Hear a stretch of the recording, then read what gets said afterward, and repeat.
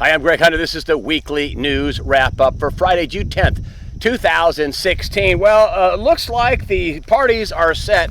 Now, they are presumptive nominees, both Clinton and Donald Trump. But they're pretty fair here. The race is on. I'm always surprised when they just give at least fair coverage to Donald Trump. Just fair coverage. But then, after once, maybe a week or a month or whatever, USA Today, then they're doing stuff like this. And this is Rem Reeder. And he said it's time for Clinton to let the press in. After 6 months of no press conference, and Rem Reeder goes and writes this long, basically brown nose article about Hillary Clinton, and then brings up one reporter asked if about the Inspector General report about her email, how she didn't have permission to use her email to do that, and she asked the Clinton people about this, and they said they'd get back with her, and they never did. I mean, that substitutes for real reporting on the campaign trail. That substitutes for that. Remember, I don't know if you remember this, Sam Donaldson used to be watching Reagan get off Air Force One and pepper him with questions. Reagan would just laugh and smile away. But that was the non-response was the response. That was it. Legitimate questions. And I want to tell you that this is the first ever candidate, a presumptive nominee for any party to be under a current FBI investigation for possible crimes and wrongdoing. And Rudolph Giuliani says at least a dozen different crimes and wrongdoing she did for the administration that she's trying to replace.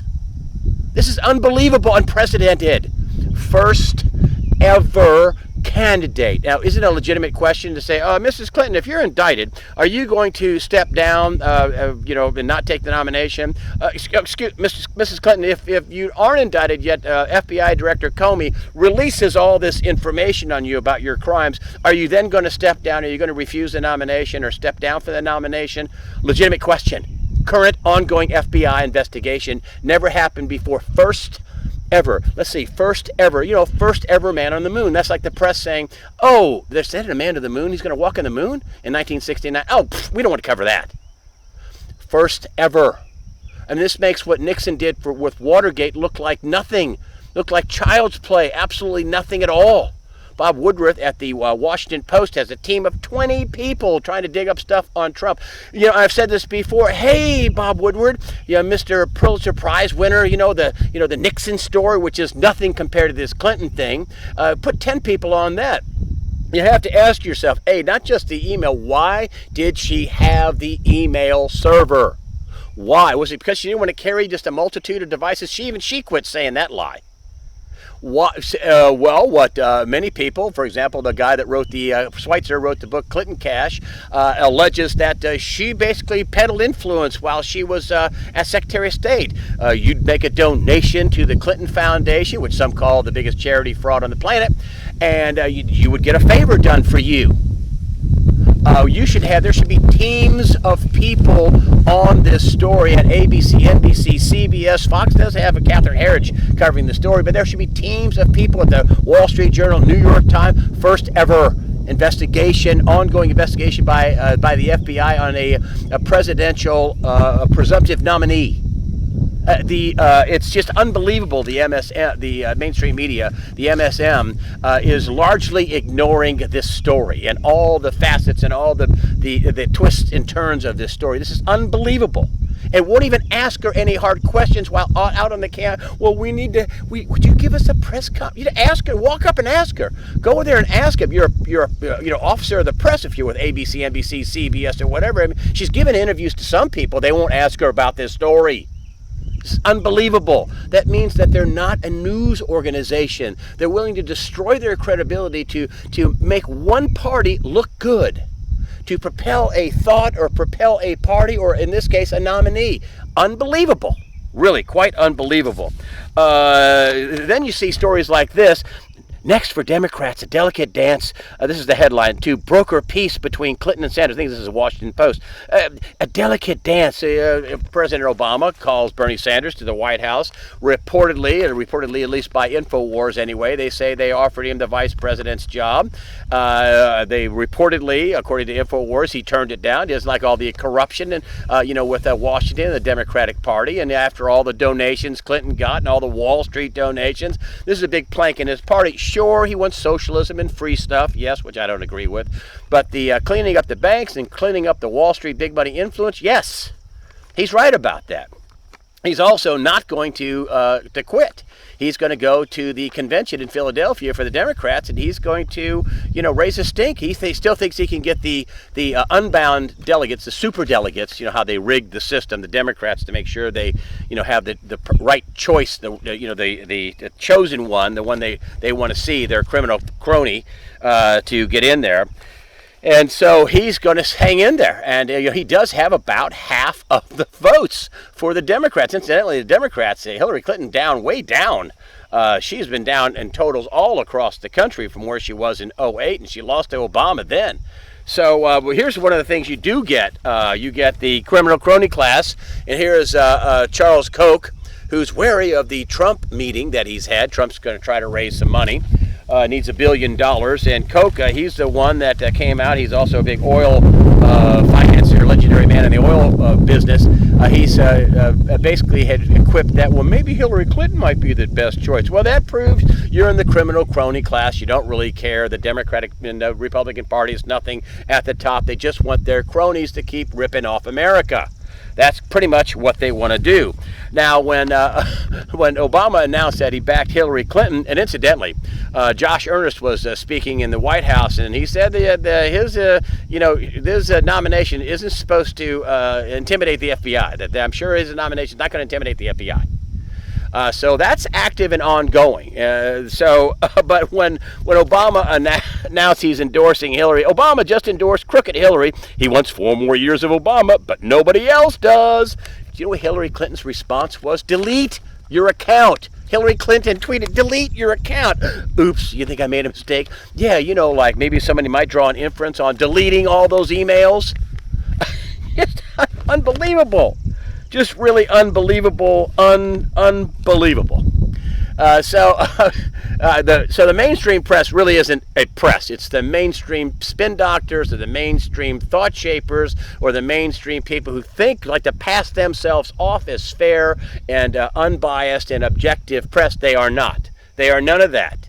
And this story proves that Jim Sinclair, the famous, renowned gold expert, Jim Sinclair, who has a JS mindset, says when things like this happen, he calls it too stupid to be stupid. So just to let you know, this is the first ever Democratic presumptive nominee to be under a full-scale FBI investigation, and the MSM zip boop mom, largely mom, and complaining, well, they didn't get back with me on a question I asked her. Come on, please. Do they just get the weakest people they can find? Next up, the war. I want to talk to you about war games going on in Eastern Europe. Biggest war games since the end of the Cold War. Mostly happening in Poland, but 24 countries are involved. They got tanks, they got aircraft, they got troops, they got the navies, they got everything out working. One person on the NATO side said, Russia could overwhelm NATO in 60 hours. I mean, that wasn't Russia saying that. That's somebody on this side of NATO. That Russia could overwhelm NATO in 60 hours. Now, that's a scary proposition. And here's why. If somebody's being overwhelmed, how far from the time they say, wow, we're being overrun, how far from the time they say, hey, man, we're being overrun, before somebody calls up and lets off a nuke? You think they're just going to be taken over? You think they're just going to, well, they beat us. This is so different than World War II and Korea and Vietnam, and big countries with big destructive weapons. And then on top of that, the U.S. is reportedly sending 2 aircraft carriers to the Mediterranean as a response to Russia. And I always worry about, well, what would their response be to us? I'm not afraid of Russia, and I'm for America. I do a site called USA Watchdog, but, nuclear war is messy and destructive And you can't put that genie back in the bottle after you let off that firecracker. And so, is the biggest war games ever in Eastern Europe a step towards war? Well, it certainly is an awful heck of a warm-up act. So, be on the lookout for that. I also want to talk about the economy. And, I've been telling you about how bad the economy is and giving you data points to look at and all this. And I just want to talk about the big wigs talking about the economy. Carl Icahn, Bill Gross, banking Bill Gross, renowned financier Carl Icahn, and George Soros. Let's start with Carl Icahn. He says, if you keep these interest rates at zero, the bubbles can explode. Bill Gross is back at it again this week. He had the biggest bond fund in the world for years. He's over at Janus, Janus Funds, also big companies, handles tons of money. And he's out saying now that, with all the 10 trillion in negative yields in bonds, mostly in Europe, 10 trillion negative yields. And he's talking about how this supernova can explode. This is Bill Gross. You get the trend here? And then on top of that, all kinds of reports that are bubbling out about George Soros, who's, making big bearish calls, short positions. And, by the way, also reported he's buying gold. Now, why are these people on record doing this? Why are these people letting this stuff slip out? And there's three ways these guys can go. They can come out after this blows up and say, we didn't see it coming. Well, then you're a fool. They can come out and say, well, I saw it coming, but I didn't say anything. Well, then you're an ultimate weasel and you should have warned people. Or you could just, if you think it's imminent and you think it's big, come out and warn. Now, these people are warning. Do you think they're going to risk being wrong? Do you think they're going to risk coming out and crying, Chicken Little, and then, that was 3 years ago, nothing ever happened? No. They're warning because they feel it's close. As investors, as money managers, as people that have won and won way more than they've lost, a lot of money, are out there warning. And you should listen to them because they're warning. They're using things like supernova can explode, the markets can explode. I mean, these are big descriptive, not correction, not pullback. They're talking about it exploding. Greg Mannarino called me up this week. We talk about every week, and he says, "Did you hear the ECB is going to be buying corporate debt?" No. The corporate debt's paying more. I said, "Oh my gosh, they feel like they have to buy it." He says, "Well, yeah, and they also have to put more money into existence, and they're finding every way they can to put money into existence." He says, "This is evil." Now, he says that his top 18.3 on the Dow may not hold. I don't know, with all these other warnings about things exploding, but Mannarino is worried about the ECB, which he says that's what the Fed's going to do. They're going to start buying corporate debt as well, and that'll be just before they have the helicopter money, or maybe they'll have it, at the same time, just drop money from helicopters to get the economy going. I don't know. He thinks they're propping it up for the election. So, bad juju happening. I have Andy Hoffman on. He says much the same thing. He doesn't think we'll get out of this year without a big, major explosion, correction, whatever. He says all the signs are there, and he lists all kinds of other data points for that. Andy Hoffman, Miles Franken, you'll want to see that. I told you I'm from a farm in Missouri. Listen, things here are going well.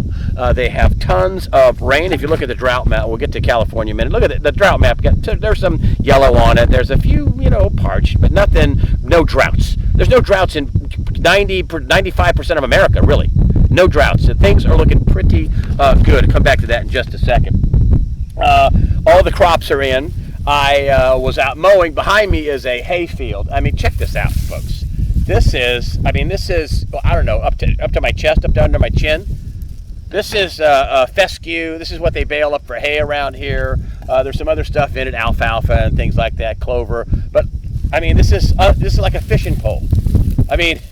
This is the highest I have ever seen it. I mowed and I took the blades off the bush hog, and I put a Highlander edge on there. And I was having a hard time getting through this. This is unbelievable. It's up to, up to my chin. This is the highest I've ever seen it. So rain here, good. They've had tons of rain, actually almost too much rain, but they finally got all the crops, the beans, the corn in. Winter wheat looks good. Now let's move on out to California. Good news there as well. Well, better, not as good as this, but better. Here's the drought map. I've been showing you. There's actually some spots here in the the upper northwest corner of California, and out west has really been alleviated with the drought, but still some major problem areas here. And California, in the Middle Ages had terrible, hundreds of years of drought, unbelievable drought, at 800 BC, 800 AD, I'm sorry. 800, 1000, 1100 AD. They had some big droughts, and it wasn't just until recently where they had this big drought, but a lot of folks like Dane Wigington said it's geoengineering, and they're causing this, and that they're not out of the woods, that they're still, even though they've got rain, they're way down total wise, but they're doing better. They've released some water restrictions, just letting you near term, it's not as dire as it has been in the past. Near term, not as dire. Remember, Andy Hoffman will be up on the early Sunday release. Fear not. Prepare yourself mentally, physically, and above all, spiritually. Fear not. God the Father is in charge.